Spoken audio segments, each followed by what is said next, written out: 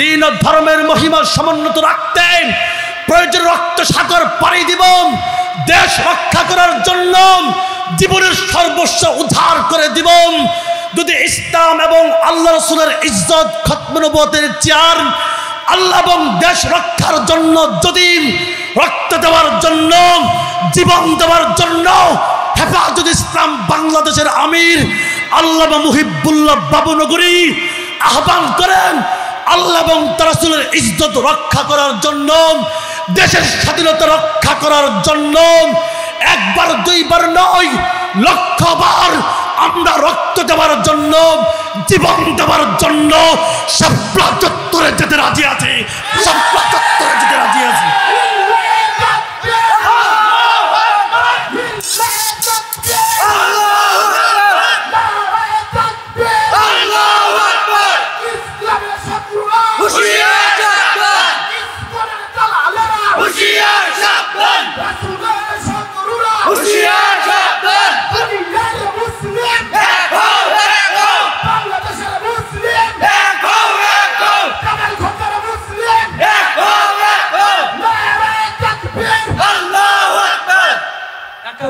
দেশ স্বাধীন হয়েছে, আর 5 আগস্ট তখন মুক্ত হয়েছে, এখন আর ইসলাম এদেশে প্রতিষ্ঠা হয় না। কথা বলেন ঠিক না?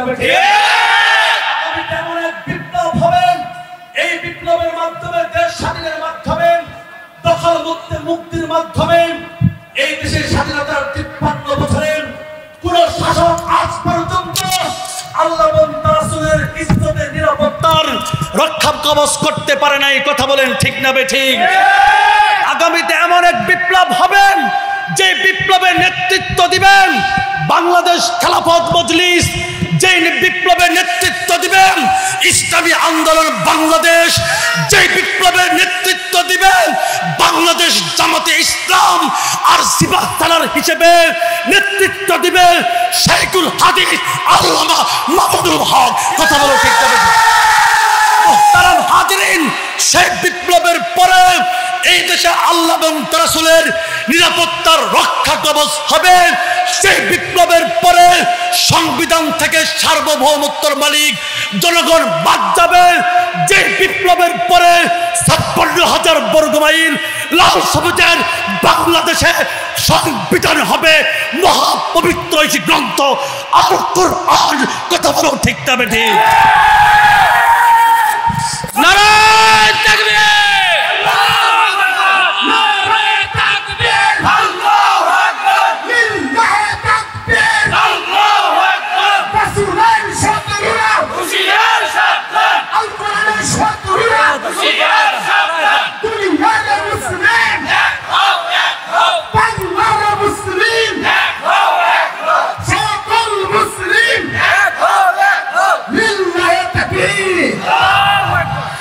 ইসলামের জন্য দেশের হয়েছে জন্ম, ইসলামের বিরুদ্ধে গেলে দেশ হবে ভিন্ন। ঠিক কিনা? ইসলামের জন্য দেশের হয়েছে জন্ম, ইসলামের বিরুদ্ধে গেলে দেশ হবে ভিন্ন। ইসলামের বিরুদ্ধে যারা নিয়েছে অবস্থান, এই বাংলায় ঠাই হবে না, যাও হিন্দুস্তান। ঠিক কিনা?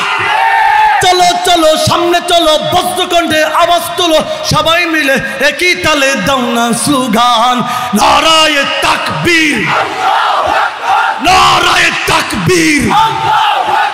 বিশ্বনবীর অপমান, বিশ্বনবীর অপমান, দিল্লি না ঢাকা, দিল্লি না ঢাকা, গোলামি না আজাদি, গোলামি না আজাদি।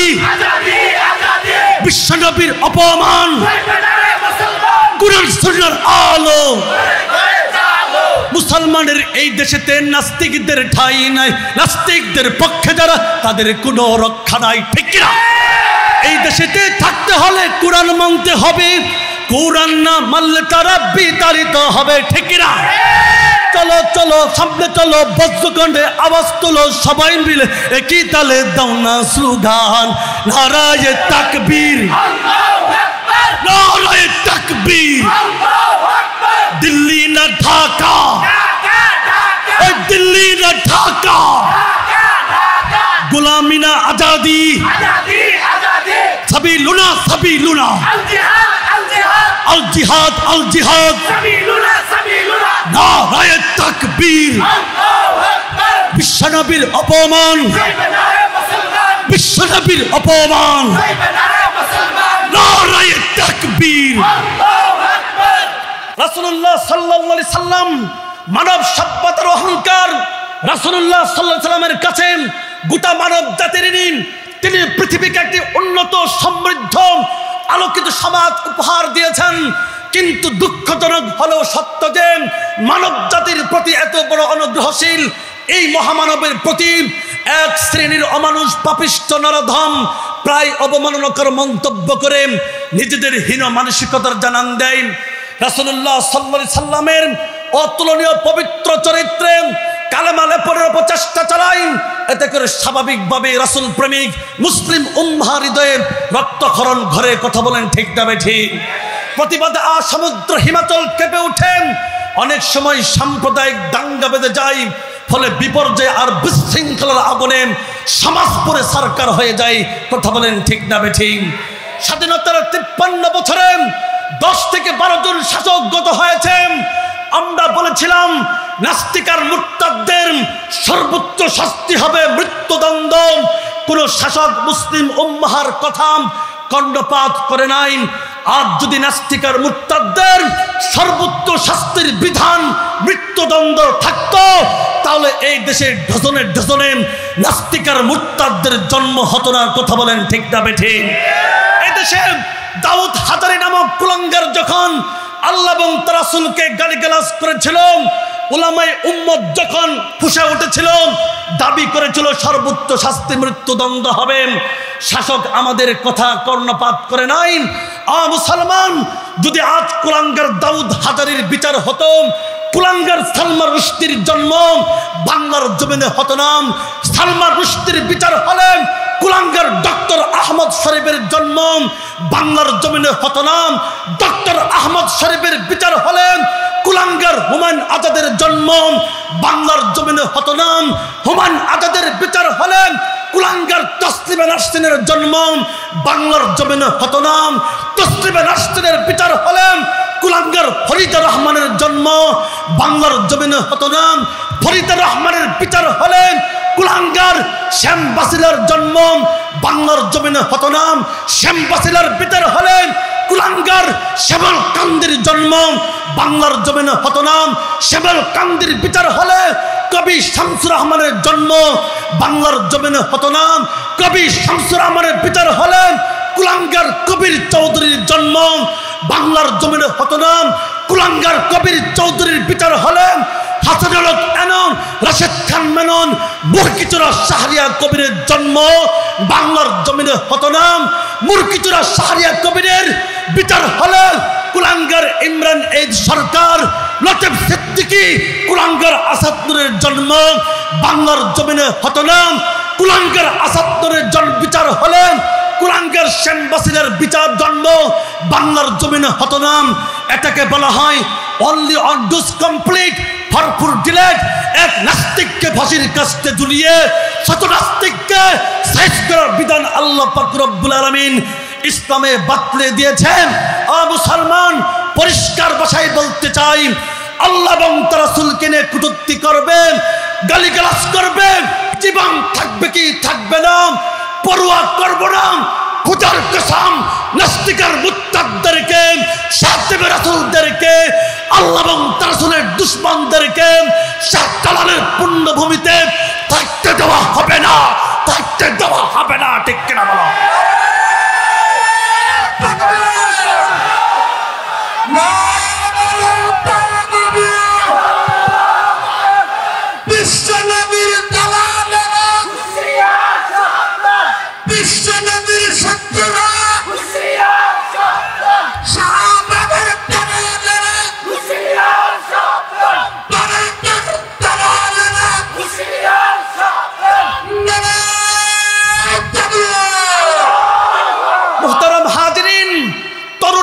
সমাজকে বলতে চাই সিরাজগঞ্জের যুবকদেরকে বলতে চাই তোমাদের সামনে পরীক্ষার সময় এসেছে কারণ তোমরা আমার কাছে আমাদের কাছে আম কাঁঠালের বিচির চাইতেও দামি।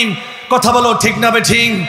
এক একটা আম কাঁঠালের বিচির ভিতরে লক্ষ লক্ষ আম কাঁঠাল লুকায়িত থাকে। একজন তরুণ আলেম যুব সম্প্রদায়ের অন্তরের ভিতরে লক্ষ কোটি মানুষের হেদায়েতের মশাল থাকে। কথা বলো ঠিক না বেঠিক? ও যুবক, তরুণ আলেম সমাজকে বলতে চাই, আপনারা যেখানে রক্ত দিয়েছেন হেদায়েতের এবং বিজয়ের সূর্য সেখানে উদিত হয়েছে। কথা বলেন ঠিক না বেঠিক? 52 ভাষা আন্দোলন চলতেছিল। যুবক, তোমরা যখন রক্ত দিয়েছ 52 ভাষা আন্দোলন সফল হয়েছে। 69-এ সিপাহী বিপ্লবের আন্দোলন চলতেছিল। তোমরা যখন রক্ত দিয়েছ যুবক, সেদিন সিপাহী বিপ্লবের আন্দোলন সফল হয়েছে। 71-এ স্বাধীনতা বিপ্লবের আন্দোলন চলতেছিল। যুবক, তোমরা যখন রক্ত দিয়েছ 71-এ স্বাধীনতা বিপ্লবের আন্দোলন সফল হয়েছে। 90-এ স্বৈরাচার পতনের আন্দোলন চলতেছিল। যুবক, তোমরা যখন রক্ত দিয়েছ 90-এর স্বৈরাচার পতনের আন্দোলন সফল হয়েছে। 94-এ তসলিমা নাসরিন যখন দেশ জাতি স্বাধীনতা বিরোধী, ইসলাম বিরোধী, পর্দা বিরোধী ষড়যন্ত্র করতেছিল। যুবক, তোমরা যখন স্লোগান তুলেছিলে এক দফা এক দাবি, তসলিমা তুই কখন যাবি, যেই তসলিমা বুরকার বিরুদ্ধাচরণ করেছিল সেই তসলিমা রাতের অন্ধকারে বোরকা পরে মামুর বাড়ি দিল্লি গিয়েছিল। কথা বলো ঠিক না বেঠিক? 2013 সালে যখন নাস্তিকার মুর্তাদের গোষ্ঠীরা শাহবাগীরা পবিত্র চত্বরকে, শাহবাগ চত্বরকে অপবিত্র করতেছিল, আল্লাহ এবং তার রাসূলকে গালিগালাজ করতেছিল, শীর্ষস্থানীয় উলামায়ে কেরামকে যখন গালিগালাজ করতেছিল, ব্যঙ্গ করতেছিল, যুবক তোমরা যখন সাড়া দিয়েছিলেন, বয়োবৃদ্ধ মুরব্বী শাইখুল ইসলাম আল্লামা শাহ আহমদ শফী যখন তোমাদেরকে ডাক দিয়েছিলেন, তার ডাকে সাড়া দিয়ে পবিত্র শাপলা চত্বরে এক সাগর রক্ত ঢেলে দিয়েছিলেন। সেদিন নাস্তিকার মুর্তাদের গোষ্ঠীরা গর্তের ভিতরে ঢুকেছিল। যুবক, তরুণ আলেম সমাজ সেই গর্তের ভিতরে পাথরের চাপা দাও, ঘোষণা করো একজন যুবক, একজন তরুণ আলেম বেঁচে থাকতে নাস্তিকার মুর্তাদের গোষ্ঠীরা গর্তের ভিতরে থাকবি, খোদার কসম গর্ত থেকে বের হতে পারবি না, বের হতে পারবি না। ঠিক কিনা বলো?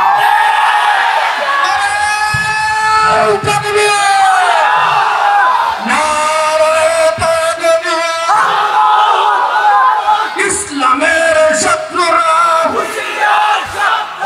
মুসলমানের শত্রুরা, শাহবাগের দালালেরা, ভারতের দালালেরা,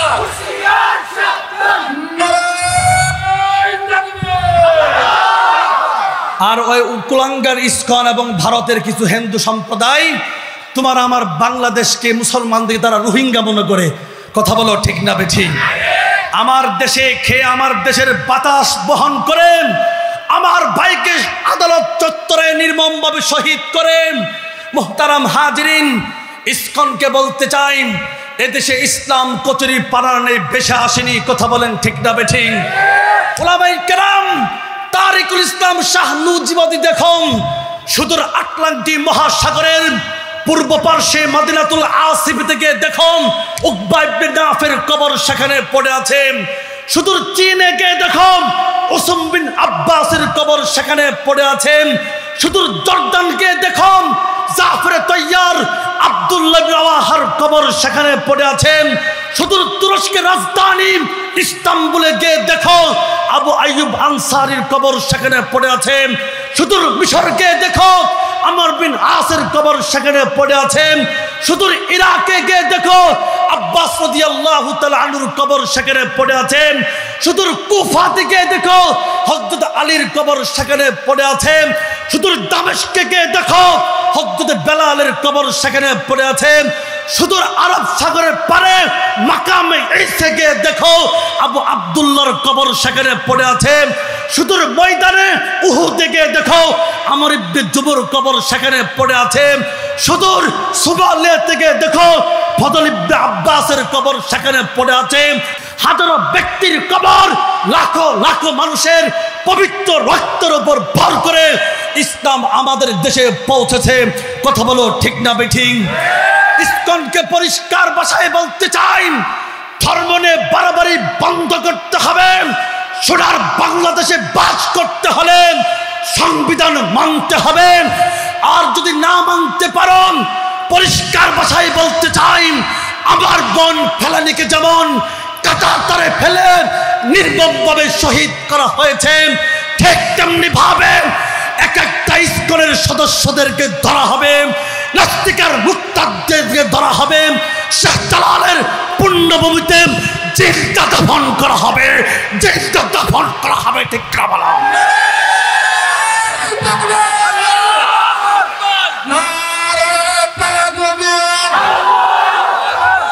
ইসলামের শত্রুরা, ইসলামের দালালেরা, মুসলমানের দালালেরা,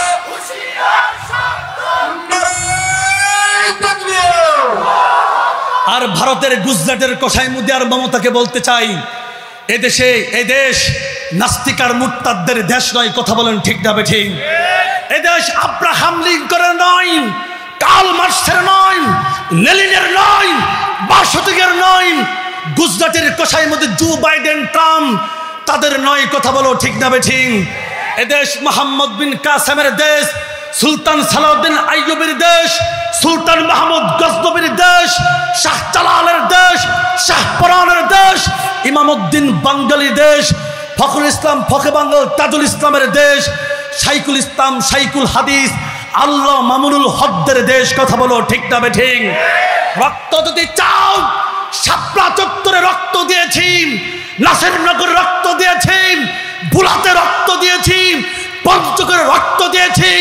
খুদার কসম, ঢাকার বুকে রক্তের বন্যা বয়ে যাবে, কিন্তু দেশ নিয়ে স্বাধীনতা নিয়ে যদি কোন হিন্দু উগ্রবাদী সম্প্রদায় সীমানার অপর প্রান্ত থেকে কোন বিজেপি নেতা যদি আমার দেশের রাজনীতি নিয়ে ইসলামকে নিয়ে নাক গলাইতে চায়, পরিষ্কার ভাষায় বলতে চাই, সেনাবাহিনীর তত্ত্বাবধানে প্রশিক্ষণ গ্রহণ করে ভারতের বিরুদ্ধে যুদ্ধ হবে, যুদ্ধ হবে। ঠিক কিনা বলো?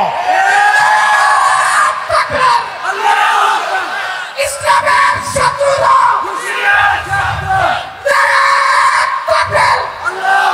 মোহতারাম হাজরিন, মাঝে মাঝে শেখ হাসিনা ফোন করে বলে চট করে বাংলাদেশে ঢুকবে।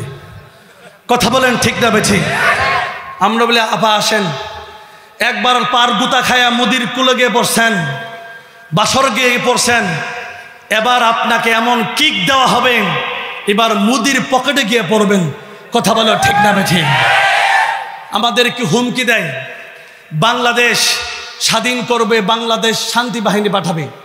মনে রাখতে হবে 1971 সালে যুদ্ধ করে দেশ পেয়েছি, 5 আগস্ট যুদ্ধ করে দেশকে দখল মুক্ত করেছি। কেমন জানি বাংলাদেশের জন্মই হয়েছে যুদ্ধের জন্য। কথা বলো ঠিক না বেঠিক? মুহতারাম হাজরিন, পরিষ্কার ভাষায় বলতে চাই, আমার দেশের স্বাধীনতা যদি বাধাগ্রস্ত হয়, আমার দেশের সার্বভৌমত্ব যদি বুলণ্ঠিত হয়, আমার দেশের ধর্মপ্রাণ জনগণের দিন ও ধর্মের উপর যদি আগ্রাসন চালানো হয়, দৃঢ় প্রত্যয়ের সঙ্গে বলতে চাই, সকল চক্রান্ত ষড়যন্ত্রের জাল ছিন্ন ভিন্ন করে হিমালয় সম বাধা বিপত্তি দুবড়ে মুচড়ে দলিত মথিত পদপৃষ্ঠ করে আমার দেশের স্বাধীনতা আমরা হেফাজত করব। কথা বলো ঠিক না বেঠিক? সাথে সাথে এই মেসেজ দিতে চাই,